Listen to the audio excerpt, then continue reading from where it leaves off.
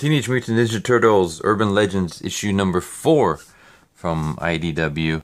Yeah, IDW. This is pretty much like the only thing from IDW that I pick up now.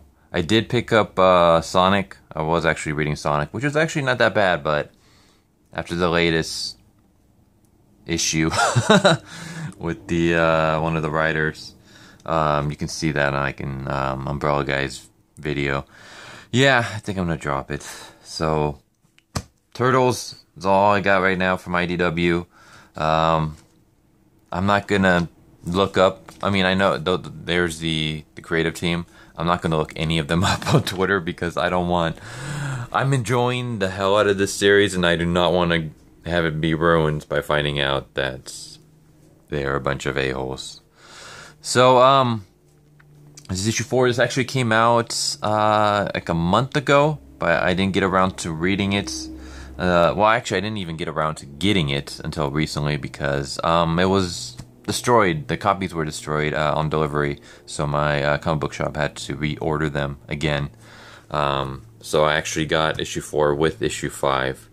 So I'm going to review issue 4, and I'm actually also going to review issue 5 together. I'm going to break it off into 2 recordings because my phone can only record like 15 minutes long, but I'll throw them together into one long video. But yeah, so let's just jump right into it. So we start off with our remaining turtles mourning the loss of Donatello, who has apparently died, been eaten alive by rats. At least that's the impression that we got. And if I haven't mentioned it already, which I have, but this series is pretty dark for Turtles.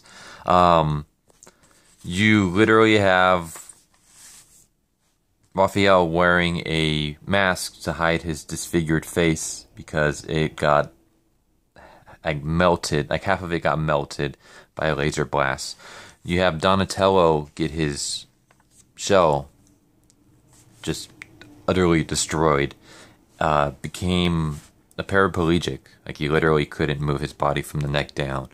And then the last time we saw him, like rats were coming and he was crying because he was scared that the rats were going to eat him alive. And then, of course, this is the aftermath that we see. But it turns out that that was a little trickery, a little misdirection, because Leonardo realizes that the skeleton has 5 fingers and 5 toes, which means that it cannot be Donatello. They don't know, but they still assume that he's dead because his shell, he's not with his shell, which, yeah, it's part of his backbone and spinal column. So they assume he's dead, and then they do a pact that they will avenge him, and they're gonna go after Splinter, save him, and make the people who attacked them and took them and all that stuff pay. So yeah, they ride around a little hover car, and then we cut to Splinter, who's taking on Mako, the Shark Man. And yeah, for some reason Splinter, I guess because Splinter has honor, he's actually defending the Komodo master, who was in charge of kidnapping him. And he holds his own against the shark guy before large, giant Komodo dragons show up and they attack the Shark Man. And during which it turns out that the Komodo guy is some kind of mutant as well, because he turns into a large Komodo dragon. And yeah, we basically discover that Warlord Komodo is looking for some kind of serum so that I think he can become more like Splinter, where he's more human-like. He also wants to, I guess, infect the world or take over the world. I think the plan is he wants to use the serum to make like hybrids like the turtles. So they're turtles, but they're humanoid, and he wants to use that on himself as well as his fellow Komodo brothers. So yeah, we cut cut to the rest of the gang where they're burying Donatello.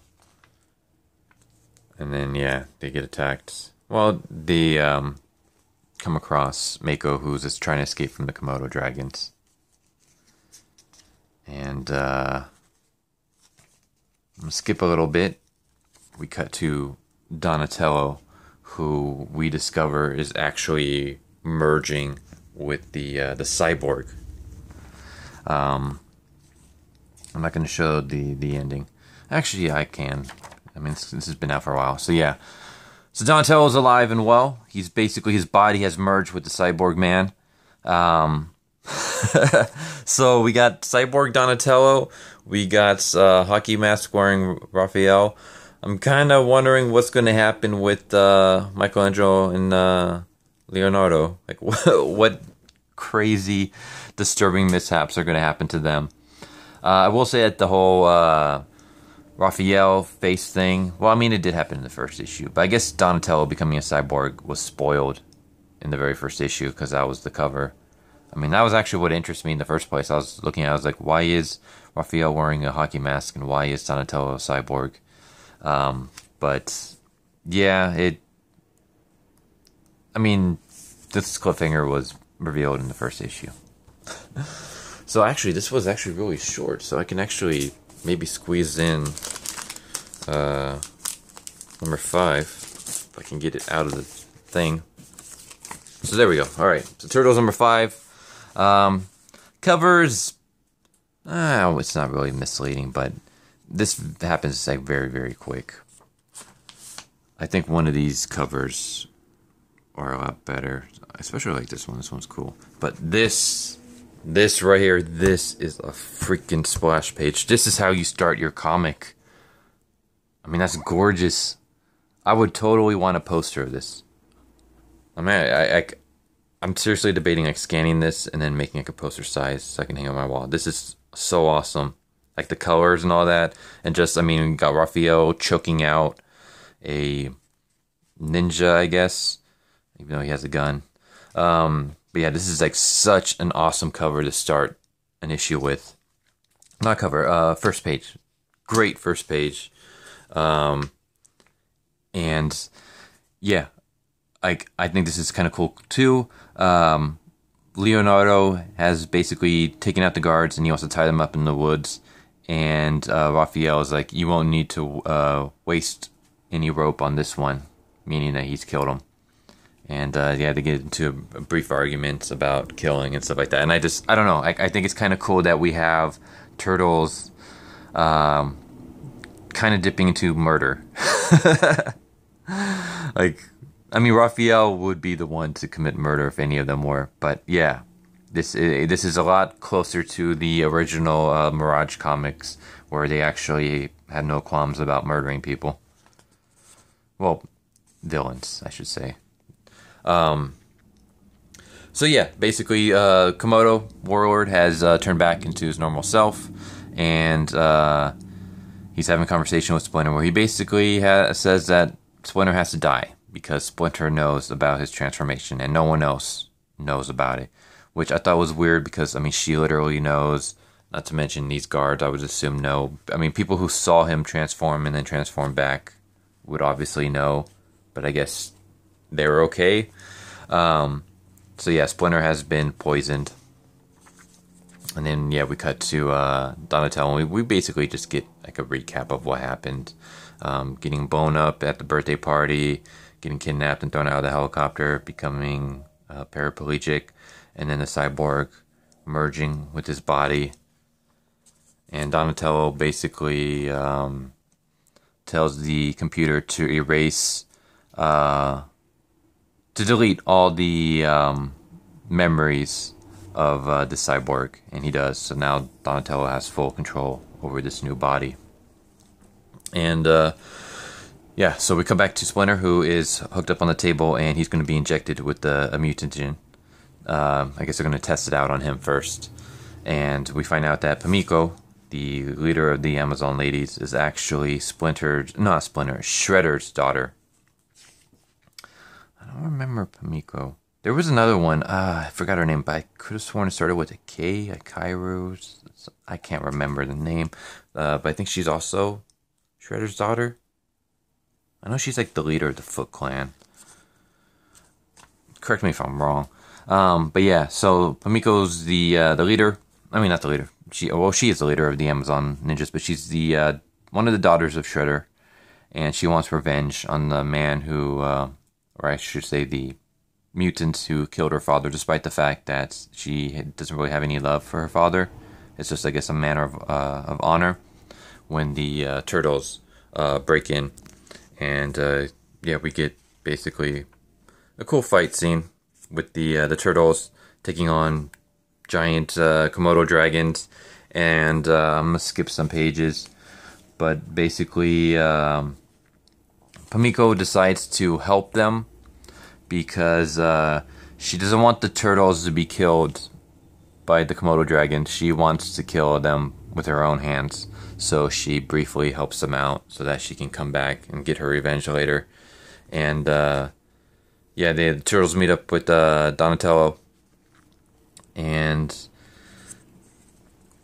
they basically come across a bunch of bats, and then come across a giant bat, and then it later turns out that that giant bat is actually Splinter, which was kind of weird. I was kind of wondering, how does a rat getting injected with mutagen make him a giant bat?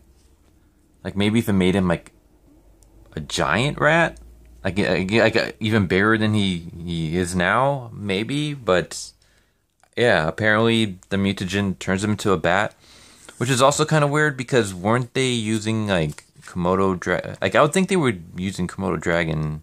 No, I don't know. I'm confused on why the mutagen would turn him into a giant bat, but it turns him into a giant bat, and they basically decide to go after him. And I'm not going to spoil any more. But yeah, that's issue number 5. I'm freaking loving this series so far. And I mean, I should say this is basically just a reprint. This is I think it's a colorized reprint, because I think the original is in black and white. The original Turtles Urban Legends, which was called something else. What was it called? Does it say anywhere on here? I don't think it says. Maybe like somewhere down here in the copyrights, but I'm not going to read all that. But yeah, this was the original series. I mean, the series originally came out in the 90s. It was called something else, and this is just a colorized remaster.